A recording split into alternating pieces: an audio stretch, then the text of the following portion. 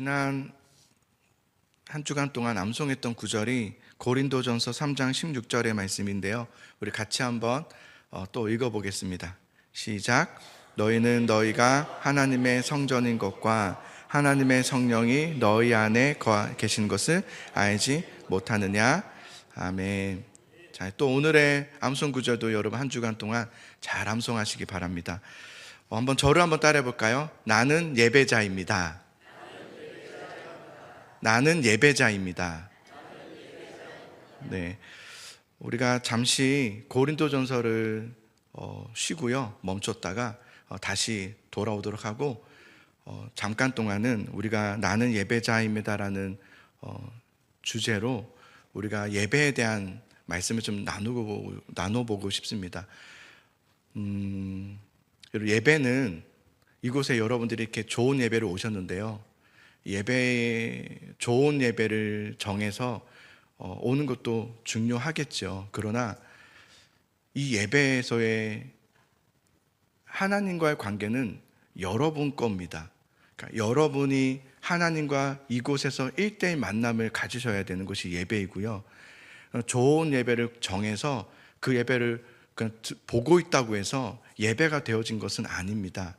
영상으로도 좋은 예배들이 참 많은데요, 그 영상으로 예배를 보고 있다고 해서, 아니면 그 장소로 내가 왔다고 해서 내가 예배를 했다라고 하기는 좀 어렵습니다. 왜냐하면 예배는 내가 드리는 겁니다. 내가 하나님과 1대1의 만남의 시간이 예배라는 것을 여러분들이 꼭 기억하면 좋겠다는 생각이 듭니다. 그래서 여러분, 오늘 예배를 드릴 때에도 여러분과 하나님과의 사이의 관계의 만남들이 있으셔야 되고요, 예배를 통해서 하나님이 여러분이 주시는 말씀들이 있을 겁니다. 없을 수가 없습니다. 반드시 있는데 그 말씀을 여러분이 듣는 시간이 되어야 하고요, 그 말씀 앞에 반응해야 되고요, 주님 앞에 진정으로 여러분과 하나님과의 사이에 살아있는 예배가 되어야 합니다. 그거는 여러분이 하셔야 되는 일이에요. 그래서 저는 이 나는 예배자입니다라는 이 주제를 사실은 이런 마음으로 했어요. 내 예배를 회복하자. 그러니까 우리 교회 예배를 회복하자가 아니라 여기서 좀 더 뭐가 좀 보강되면 좋을까? 음량이 좀 더 보강되고 조명이 좀 더 보강되면 그 예배가 좋은 예배가 되는 게 아니라요, 이 정도면 충분합니다. 더 그렇게 할 건 없을 것 같아요. 중요한 것은 여러분 각자 내 예배, 여러분의 예배는 어떻습니까? 내 예배는 지금 하나님 앞에 정말 하나님 앞에 드려지는 예배가 되고 있습니까? 그 내 예배를 회복하는 것, 나의 예배를 회복하는 게 너무 중요하겠다 생각이 들었어요. 그래서 이 다윗 말씀을 가지고, 다윗은 예배자 아니었습니까? 다윗의 일생을 우리가 몇 주간을 살펴보면서 그 다윗 이야기 안에서 하나님과 1대1의 만남의 시간을 가졌던 그의 삶을 통해서 우리의 삶을 점검해 보고요, 우리는 이 시간을 통해서 하나님과 나 사이에 1대1의 관계의 진정한 예배가 다시금 시작되고요, 다시금 새롭게 되어지는 역사들이 일어날 수 있기를 간절히 소망합니다. 성경을 보면 여러분, 하나님의 마음에 맞는 사람이 있다고 했습니다. 하나님의 마음에 맞는 사람이 있대요. 한번 말씀을 볼까요? 사도행전 13장 21절과 22절을 보겠습니다. 같이 한번 우리 읽어보겠습니다. 시작. 그 후에 그들이 왕을 구하거늘 하나님이 베냐민 지파 사람 기스의 아들 사울을 40년간 주셨다가 패하시고 다윗을 왕으로 세우시고 증언하여 이르시되 내가 이새의 아들 다윗을 만나니 내 마음에 맞는 사람이라 내 뜻을 다 이루리라 하시더니 아멘. 하나님은 다윗을 향해서 뭐라고 하셨냐면 내 마음에 맞는 사람이라고 했어요. 옛날 성경에서는 어떻게 되어 있었죠? 내 마음에 합한 사람. 이게 더 좋은 것 같아요. 바뀌지 말지, 그죠? 내 마음에 합하다, 내 마음에 참 맞다, 내 마음에 맞는 사람이 있어요. 하나님의 마음에 맞는 사람이 있대요. 어떤 사람이 하나님 마음에 맞는 사람일까? 그죠? 오늘 다윗의 이야기를 우리가 살펴보기 전에 다윗 앞에 이스라엘의 초대 왕이었던 사울 왕의 이야기를 빼놓을 수가 없어요. 이 사울 왕은 하나님의 마음에 맞는 사람이 아니라 사람의 마음에 맞는 사람이었어요. 사무엘상 9장 2절을 보겠습니다. 한번 같이 읽습니다. 시작. 기스에게 아들이 있으니 그의 이름은 사울이요 준수한 소년이라. 이스라엘 자손 중에 그보다 더 준수한 자가 없고 키는 모든 백성보다 어깨 위만큼 더 컸더라. 자, 그의 외모는 다른 사람들보다 월등하게 출중했다. 그리고 키도 다른 사람에 비해서 어깨 위만큼 컸다. 제가 이 말씀보다 제일 먼저 생각났던 현대 우리나라 인물 중에 한 명이 김연경. 키가 엄청 크고 190이래요. 엄청 크죠. 그래서 그 정도를 말하는 걸까? 근데 여기서는 키가요, 그런 뭐 김연경의 키처럼 뭐 152, 192 이런 키를 말하는 게 아니라, 이건 키가 아니에요. 키가 핵심이 아니라 왕이 되기에, 이스라엘 초대 왕이 되기에는 충분한 조건과 실력과 학벌과 능력과 성품까지 두루 갖춘 그런 말이에요. 그러니까 누구에게 어디에 내놔도 사울만큼은 왕이 될 상이 제목이다, 이렇게 사람들이 평가받았던 그런 왕이 사울 왕이었다라는 것을 말하는 거예요. 그런데 사람이 세운 왕, 사람이 보기에 좋은 왕인 사울이 하나님으로부터 폐위당합니다. 그는 실패하게 되는 이야기를 우리는 알고 있어요. 그래서 오늘 말씀을 읽었던 바로 앞절 15장 35절을 보면 이렇게 되어 있어요. 사무엘이 죽는 날까지 사울을 다시 가서 보지 아니하였으니 이는 그가 사울을 위하여 슬퍼함이었고 여호와께서는 사울을 이스라엘 왕으로 삼으신 것을 후회하셨더라. 하나님이 사울을 이스라엘 왕으로 삼으신 것을 후회하셨다. 하나님이 후회하셨다는 것을 오해하시면 안 됩니다. 야, 하나님도 후회하시네, 하나님도 실수하시네, 하나님이 그때 그러니까 아무리 백성들이 원해도 하지 말았어야지, 판단 미스하셨네, 오류를 범하셨네, 그것을 말하는 것이 아니라, 여러분, 하나님의 속성에는 후회라는 것이 있을까요, 없을까요? 없어요. 하나님의 속성에는 후회가 없어요. 하나님은 온전하심이에요. 전능하심이고요, 영원하심밖에 없단 말이에요. 주님에게는 후회하심이 없어요.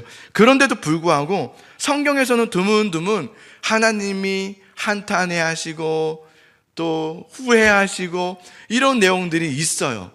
창세기 6장 6절을 보시면 땅 위에 사람 지으셨음을 한탄하사 하나님께서 마음에 하나님이 근심하시고, 한탄하셨다는 것이 뭐냐면 한숨 쉬다, 후회하다라는 뜻이고요. 근심했다는 말은 그대로 괴로워했다, 슬퍼했다라는 말이거든요.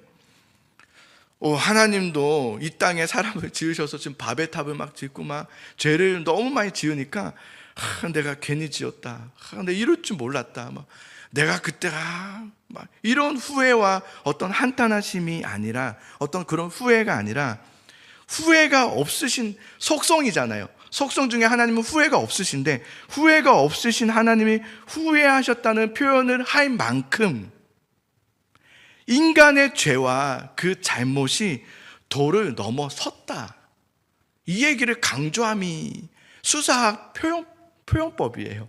수사학적 표현법이에요. 그러니까 여러분, 이런 거죠. 여러분 자녀들을 이렇게 양육할 때, 진짜 내가 너 때문에 못 살아, 그 말이 정말 나는 오늘 너가 그런 실수했기 때문에 나는 이제 안 살겠다, 이런 말이 아니잖아요. 그만큼 너가 얼마나 잘못했는지를 좀 알아야 돼 라는 표현법 아닙니까? 창세기 6장 5절, 그래서 우리 6장 6절에 한탄하시고 근심하사 그 바로 앞절에 이렇게 되어 있어요. 여호와께서 사람의 죄악이 세상에 가득함과 그의 마음으로 생각하는 모든 계획이 항상 악할 뿐임을 보셨다는 거예요. 너무 도를 지나친 거예요. 너무 도를 넘었다. 그래서 한탄하시고 근심하셨다. 하나님께서 사울을 보면서 내가 그를 이스라엘 왕으로 삼은 것을 후회한다는 것은 뭐냐면, 내가 실수했다는 말이 아니라 사울의 죄를 얘기하는 거예요. 사울은 너무 큰 죄를 지었다는 거예요. 하나님이 후회라는 게 없으신 하나님께서 후회라는 말을 표현할 만큼, 그럴 수밖에 없을 만큼 그의 죄가 그냥 너무하다, 너무 크다라는 것을 말해주는 표현이에요. 그러면 도대체 사울은 뭘 그렇게 잘못했길래 하나님께서 내가 정말 너를 왕으로 세운 걸 후회한다라고 할 만큼, 그죠? 여러분, 우리가 만약 하나님 앞에 이런 얘기를 듣는다면, 내가 너를 이렇게 한 것을 후회한다, 이 말 들으면 끔찍한 말 아닙니까? 근데 도대체 무슨 잘못을 했길래 하나님께서 그렇게까지 표현하셨을까? 제가 생각해 봤거든요. 말씀 앞으로 이제 사울을 쭉 보면서, 앞에 보면 아말렉과의 전쟁에서 뭐 하나님이 취하지 말라는 전리품도 취하고 자기가 좋은 것들은 취하고 뭐 이런 죄가 있어요. 그래서 보통은 우리가 사울이 하나님께서 그 취하지 말라는 것을 취했기 때문에, 그래서 하나님께서 그를 이렇게 후회하셔서 그를 폐위시켰다라고 말하는 것도 맞지만, 저는 과연 그럴까라는 생각도 드는 거예요. 왜냐하면 여러분, 하루아침에 한 번의 그 실수로 하나님께서 너를 후회한다, 이러진 않을 거라는 생각이 들어요. 그죠? 하나님께서 한 번 실수 가지고 또 몇 번 그냥 좀 실수 잘못한 거 가지고 그거 뭐 그렇게 그걸 되게 문제 삼아서 너가 그러지 않았냐 그러면서 폐위시킨 것일까? 사울을 쭉 보니까요, 사울은요, 그가 통치하는 내내 하나님의 말씀을 그렇게 사랑하지 않았어요.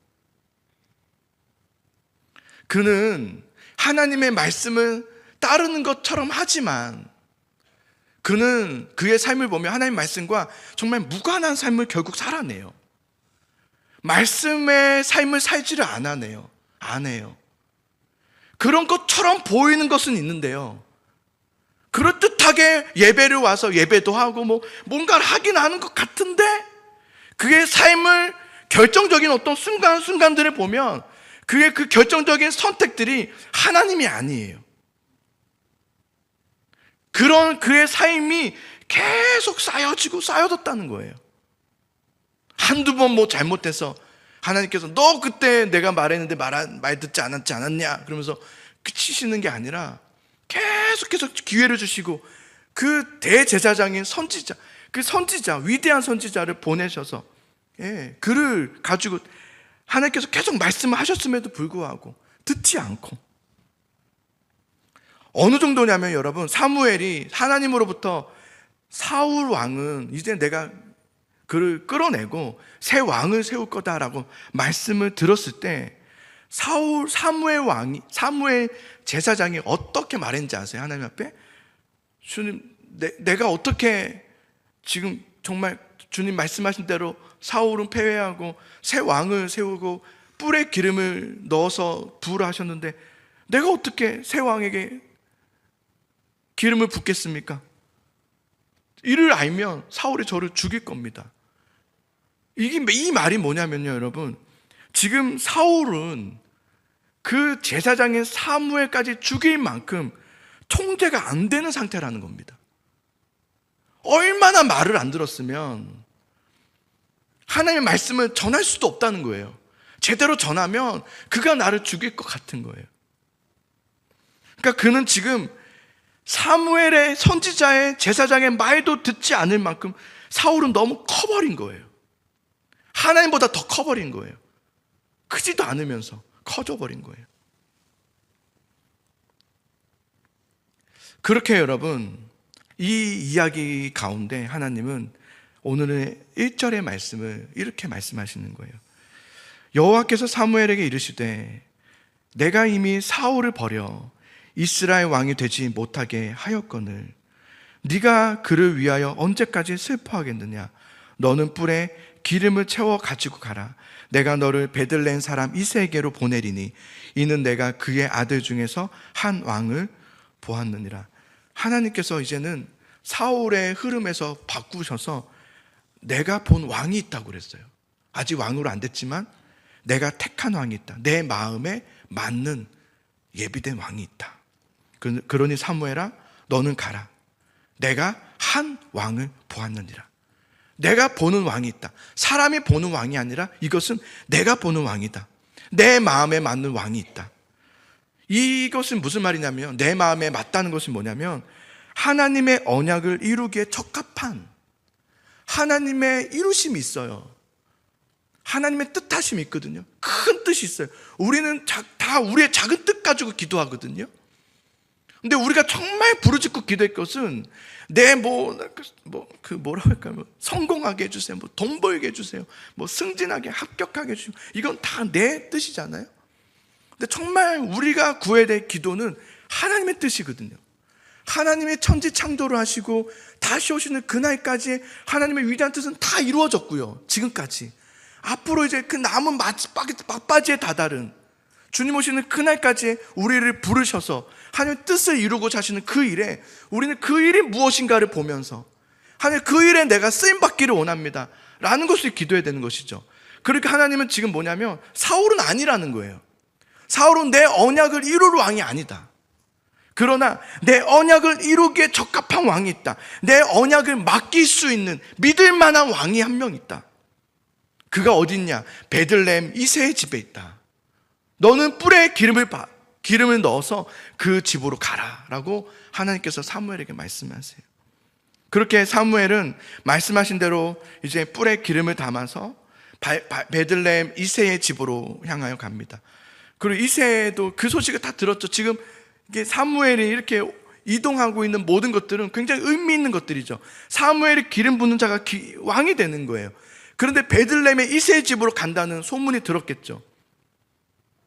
그래서 이새도 얼마나 준비를 했겠습니까? 자신의 집에서 왕이 나오는 거 아니에요. 그래서 사무엘을 맞이할 준비를 하고 이제 사무엘이 들어오고 이제 이새가 인사를 하면서 우리 이제 아들들이 있는데 아들을 이제 한 명 한 명씩 그 앞을 지나가게 하는 거예요. 그러면 하나님께서 사무엘을 통해서 말씀하시겠다 하셨거든요. 누가 왕인지, 내가 예비된 왕이 누군지를 말씀하셨다고 했거든요. 그래서 한 명씩 이렇게 인사하면서 소개하면서 첫째 아들부터, 가장 강력한 후보였던 첫째 아들 엘리압부터 그 사무엘 앞으로 이렇게 지나가게 합니다. 그 엘리압을 보자 사무엘이 탄호성을 지릅니다. 자, 6절을 볼까요? 자, 6절의 말씀입니다. 시작. 그들이 오매 사무엘이 엘리압을 보고 마음에 이르기를 여호와의 기름 부으실 자가 과연 주님 앞에 있도다 하였다. 자, 사무엘의 첫째 아들 엘리압을 보자 과연, 딱 보자 느낌이 왔어요. 과연 이 사람이구나. 하나님께서 나에게 가라 명하시고 내가 선택한 내 마음에 맞는 자가 있다고 했는데 바로 이 사람이구나. 왜 하나님께서 내 마음에 맞는 사람이라고 했는지를 알겠다 하면서 과연 기름 부을 자가 여기 있구나라고 생각을 했어요. 그런데 하나님이 그는 아니다라고 말해요. 여러분, 사무엘은 예언의 은사를 받은 자거든요. 사무엘은 보면 알아요. 근데 틀렸어요. 여러분, 촉이 좋으신 분들이 있어요. 촉이 조금 막 관상은 좀 그렇지만 얼굴 보면서 막 느낌을 막 캐치하고 막 내가 좀 빨라 막 이런 게 있단 말이에요. 틀릴 때가 많습니다. 너무 믿지 마세요. 여러분의 어떤 촉, 어떤 경험, 어떤 느낌, 사무에도 틀렸습니다. 사무에도 딱 보는 순간 저 사람이 바로 왕이구나. 틀렸습니다. 땡. 하나님께서 말씀하십니다. 그가 아니다. 그러면서 이제 오늘 우리 암송 구절인데요. 자, 7절의 말씀을 같이 한번 읽어볼게요. 하나님께서 이렇게 말씀하세요. 7절 시작. 여호와께서 사무엘에게 이르시되 그의 용모와 키를 보지 말라. 내가 이미 그를 버렸노라. 내가 보는 것은 사람과 같이 아니하니 사람은 외모를 보거니와 나 여호와는 중심을 보느니라 하시더라. 아멘. 자, 중요한 말씀하세요. 사무엘아, 내가 보는 것은, 하나님께서 내가 보는 것은 사람과 같지 않다. 그러니 너는 그의 용모와 키를 보지 말라. 내가 이미 그를 버렸노라 그랬어요.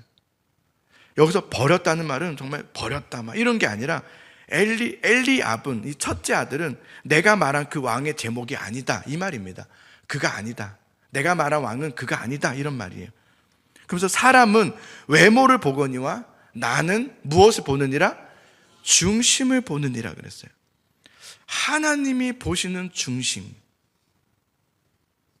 사람은 외모를 봐요. 사람은 외모를 구해요. 외모를 얻기를 원해요. 이 외모라는 것은 의미적인, 다 이해하시죠? 우리 어떤 실력, 어떤 잘됨, 어떤 평안함, 나의 소원, 나의 바램, 것들이겠죠. 그런데 하나님은 그것을 보지 않는다고 했어요. 너희가 구하는 그것들을 보지 않는다. 하나님 보는 것이 있어요. 중심이라고 해요. 중심. 그 중심이 도대체 무엇일까? 그죠? 사무엘 앞에 아들들이 다, 7 아들들이 다 소개되었어요. 그러나 그 안에는 없었어요. 하나님이 택하신 왕이 없었어요. 그래서 사무엘이 이새에게 묻습니다. 당신의 아들이 여기 온 것이 다 맞습니까? 이렇게 물어요. 그랬더니 이새가 이렇게 대답해요. 예, 아니요. 무슨 말인지 알죠? 예, 아니요. 아니요. 뭐 이렇게. 그래도 왔다는 거예요. 안 왔다는 거예요. 머뭇머뭇거리면 이렇게 말해요. 근데 그게 말이죠. 그러니까 한 녀석이 막내가 있긴 한데, 이렇게 얘기야. 막내가 있는데. 여러분, 생각해 보세요.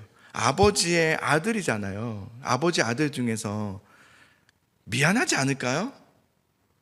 막내야, 너는 가서 양 지키고 있거라. 우리는 사무엘이 왕을 세우러 온다니까 너는 그냥 양 지키러 가고 우리 형들이 좀 그 자리에 좀 지켜야 되겠다. 이 아버지로서 여러분, 이렇게 딱 지적받았을 때, 그렇죠. 내가 참 잘못했죠. 내 막내가 있었는데 내가 아버지로서 할 도리를 하지 못했네요. 라고 하는 게 맞을 텐데, 이 이새의 모습에서 미안함이 느껴지지 않아요. 내 마음에 아픈 손가락인데 이렇게 하지 않아요. 그 녀석이요. 막내가 있는데 별거 없습니다. 이미 양치로 갔고요. 거기는 아닌 것 같아요. 다시 한번 보시죠. 그런 뉘앙스예요. 그럴 줄 알고 이미 사무엘 제사장님 올 걸 다 우리가 준비했고 아들들이 다 준비했고 막내는 저 가서 양치고 있으니까 별로 신경 쓰지 않으셔도 됩니다. 여기가 다라고 이렇게 보시면 됩니다. 이런 얘기를 하는 거예요. 사무엘이 말해요. 속히 그를 데려오라. 명합니다. 속히 데려오라. 그래서 이렇게까지 얘기한 것 같아요. 그가 오기 전까지는 우리가 식사 자리에 앉지 않겠노라. 이미 아버지와 이 가족들은, 형들은 막내 다윗을 제하고 식사 준비를 다 해놨어요. 그리고 그는 밤에 늦게 들어오면 다 행사 끝나고 남은 거 이제 먹어라, 수고했다, 들어 자라, 그렇게 하려고. 사무엘이 그래서 그렇게 말한 것 같아요. 그가 오기 전까지는 식사하지 않겠다. 왜냐면은 이새에게는 그럴 마음이 없는 거예요. 데려올 마음이 없으니까. 우리가 식사하지 않겠다. 데려올 때까지. 그렇게 억지로 이새는 막내를 보내서 데려오죠. 막내 다윗이 들어오는데요. 그 냄새가 얼마나 났겠어요. 똥 냄새, 가축 냄새, 그 양털이 묻어져 있고, 또 이렇게 허겁지겁 달려왔으니 막 얼굴은 막 상기돼 있고요. 막 허걱허걱 하면서 옷은 이미 흙더미로 지저분해져 있겠었겠죠. 그런데 그런 외모죠. 그런 외향적인 모습이었죠. 그가 그의 삶의 그냥 모습이었죠. 무시당하고 하찮은 존재로 여겼던. 그런데 그가 문을 열고 들어오는 순간 하나님의 눈에 비춰진 그의 모습은 최고의 보시기에 아름다웠더라. 그렇게 말씀하세요. 자, 12절을 볼래요? 자, 12절 한번 같이 읽어보겠습니다. 시작. 이에 사람을 보내어 그를 데려오매 그의 빛이 붉고 눈이 빼어나고 얼굴이 아름답더라. 여호와께서 이르시되 이가 그니 일어나 기름을 부으라 하시는지라. 여기 이가 그니, 이게 뭐냐면요, 이걸 가지고 나중에 이제 바뀌어진 거예요. 뭐냐면 이가 바로 내 마음에 맞는 자다, 내 마음에 합한 자다, 이렇게 말해요. 이가 그니 너는 일어나 그에게 기름을 부으라. 하나님께서 말씀하시는 거예요. 그러면서 보기에 심히 좋았다 그래요. 너무 좋아. 그의 모습이 너무 아름다운 거예요. 주님 보실 때. 우리가 볼 때는 냄새나고 보잘것없이 취급받던 그런 인생을 살아가고 있는, 정말 저 들판에 아무도 알아주지 않는 곳에서 양이나 치고 있는 그의 하찮은 모습 같아 보이지만 하나님이 보실 때는 그렇지 않았던 거예요. 보기에 심히 좋았더라.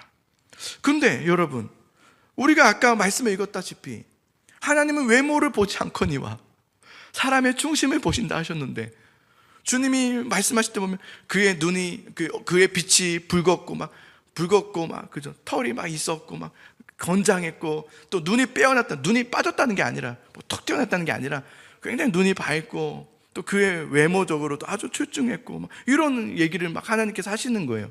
외모를 보지 않으신다면서 갑자기 외모에 대한 칭찬을 막 하시는 거예요. 그래서 뭐지 이게? 저도 그런 생각이 들었어요. 처음부터 그런 말 하지 마시고 나는 그의 막 예배 태도를 보면서 막 이랬으면 좋았을 텐데, 그게 아니라 막 외모를 막 칭찬하지 않습니까? 근데 앞으로 우리가 이제부터 다윗의 이야기를 좀 살펴보겠지만, 다윗은 이제 수많은 전쟁에서 이기고요, 우리가 또 살펴보겠지만 골리앗과 싸워서 이기고요, 그의 성품도 참 대단해요. 도망자의 신세를 가면서도 그의 성품, 그의 부드러움, 거기다가요 악기 연주도 엄청 잘합니다. 노래도 잘하고. 나라에서 왕을 위해서 뽑는데 다윗이 딱 뽑히죠. 다윗이 뽑혀서 연주를 하고, 다재다능한, 못하는 것이 없는. 그래서 나중에 백성들이 뭐라 합니까? 사울은 천천히요, 다윗은 만만히로다. 온 백성들이 볼 때 다윗은 너무 부족함이 없는 거예요. 인성도 너무 좋고 외모도 너무 출중하고 키도 크고 너무 멋있는 거예요. 그런데 하나님이 그런 다윗을 향하여 하나님도 다윗의 외모에 대해서 막 칭찬을 하시는 거예요. 근데 우리가 기억해, 사람이 보는 것과 같지 아니하고, 그죠? 사람이 보는 것과 같지 아니하고, 하나님의 그의 외모를 칭찬하실 때는 사람이 보는 것과 같이 그의 어떤 실력과 어떤 성공적인 모습들과 어떤 다재다능한 그 탁월함에 대한 외모를 말하는 것이 아니라, 하나님이 그의 외모를 보면서 칭찬하시고 기뻐하셨던 것은 뭐냐면 이거였어요. 다윗은 계속해서 승승장구할 것이고, 앞으로 보면은 계속 올라가고 올라갑니다. 올라가고 올라가는데 사울과 달리 자신이 커지는 것이 아니라 올라가면 올라갈수록 하나님 앞에 엎드리고 그는 하나님 앞에 경외합니다. 그리고 그가 업적을 계속 세우면 세울수록 그는 자신의 이름을 높이는 것이 아니라 하나님의 이름을 높이면서 하나님을 예배해요. 왜 그랬을까요? 그는 하나님을 사랑했기 때문이에요. 그는 하나님을 진실로 사랑했어요. 여러분, 하나님이 보시는 사람, 하나님의 마음에 맞는 사람, 하나님이 보시기에 좋은 사람은 여러분 외모가 출중한 사람들이 아니에요. 실력과 성과가 있고 어떤 좋은 성품을 가진 사람이 아니에요. 하나님이 보시고 하나님의 마음에 맞는, 하나님이 찾으시는, 하나님 보시기에 좋은 그 사람은 하나님을 사랑하는 사람이에요. 하나님을 사랑하는 사람. 저는 여러분 말씀을 준비하면서 그런 묵상이 좀 많이 들었어요. 뭐냐면 하나님 앞에 믿음 생활을 잘한다는 것이 도대체 무엇일까? 하나님 앞에 믿음 생활을 잘하고 싶어 한단 말이에요. 하나님 앞에 믿음 생활 잘한다는 게 도대체 뭘까? 우리가 생각하는 게 도대체 믿음 생활 잘한다는 기준이 뭡니까? 아마 이런 거일 거예요. 술 안 마시는 거, 담배 끊는 거, 죄 안 짓는 거, 나쁜 말 하지 않는 거. 그것도 너무 귀한 일이죠. 나 항상 웃고 다니고 항상 좋은 성품을 가지면서 내가 좀 변화되고 내가 더 나아짐으로 바뀌어지고 내가 계속해서 달라지는, 그것을 우리는 믿음 생활 잘하는 것으로 기준 삼을 때가 많아요. 그게 틀린 건 아닙니다. 그러나 여러분, 그 틀린 건 아닌데요. 그게 없는 일은 아닌데요. 그게 믿음 생활의 목적이 되어서는 안 됩니다. 이게 중요해요. 믿음 생활의 목적은 내가 아니에요.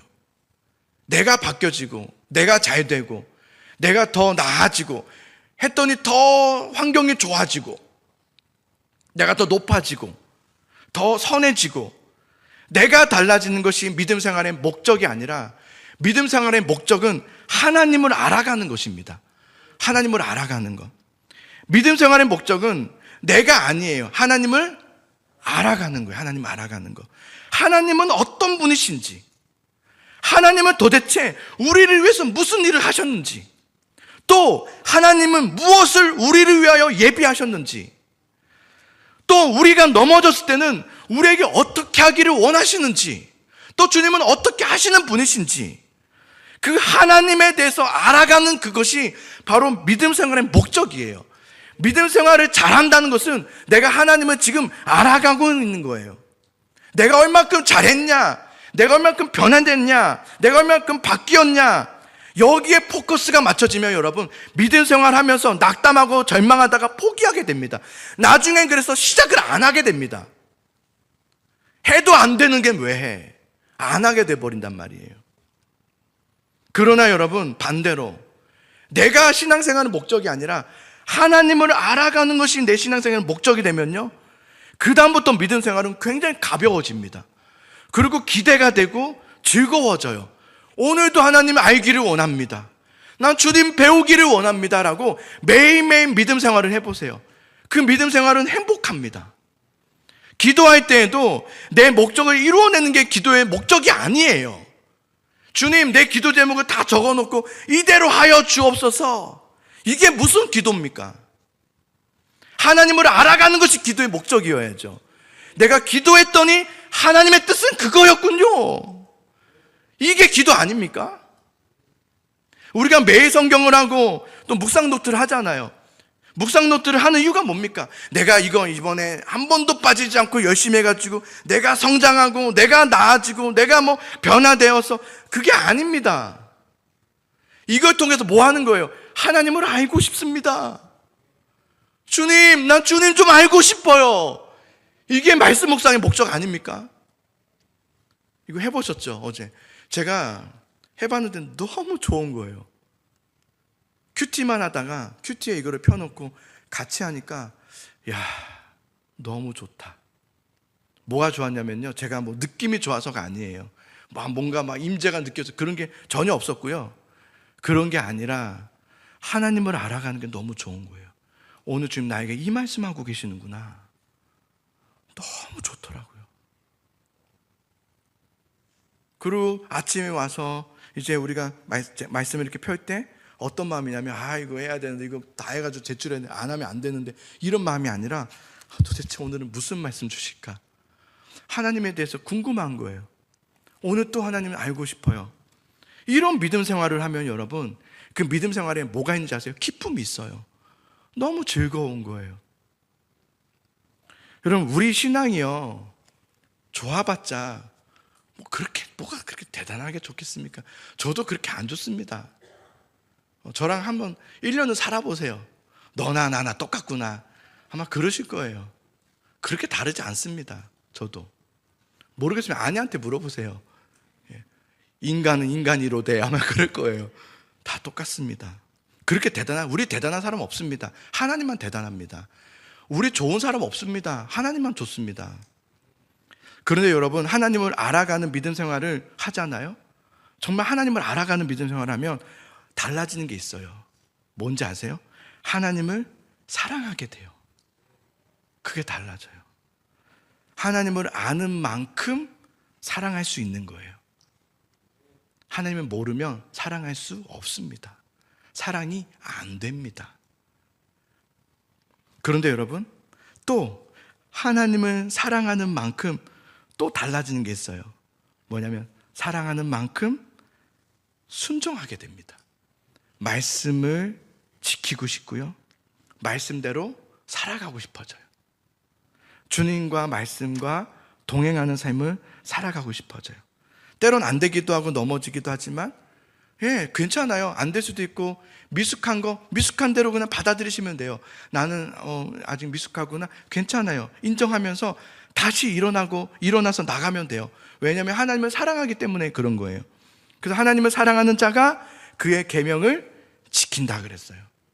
하나님을 사랑하는 자가. 여러분, 다윗은 완벽한 사람이 아니에요.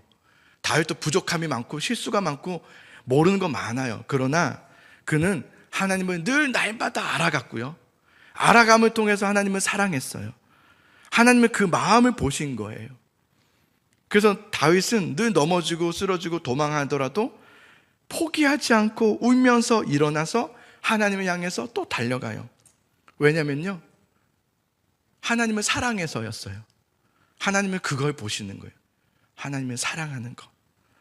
여러분, 신앙생활 잘 못해도 됩니다. 아멘. 신앙생활 잘 못해도 돼요. 잘하면 잘한 대로 하시면 되고요, 잘못하면 잘못한 대로 하시면 돼요. 중요한 건 여러분, 그냥 지금 있는 그 자리에서 하나님을 알아가세요. 하나님을 계속 알아가세요. 성경을 통해서 하나님이 얼마나 나를 사랑하신지를 알아가시기를 축복합니다. 알아가시면 돼요. 그러면 사랑하게 될 것이고요, 사랑하면 그 다음부터 예배하고 싶어져요. 그리고 기다려지고요, 말씀대로 살아가고 싶은데 또 안 돼요. 근데 그것도 인정하게 돼요. 또 일어나서 또 나가요. 하나님, 그래도 난 주님 사랑하니까, 주님 사랑하니까 오늘도 주님 집으로 들어갑니다. 들어가는 거예요, 사랑하니까. 근데 그러면서 우리는 뭘 깨닫냐면, 하나님은 나를 크신 긍휼과 사랑으로 언제나 안아주시고 보호해주시고 사랑하고 계셨음을 우리는 알게 돼요. 성경을 통해서. 그때 하는 여러분, 은혜의 믿음 생활이 시작돼요. 너무 즐거운 거예요. 그 하나님을 아는 것이 복인 줄 여러분 아시기를 축복합니다.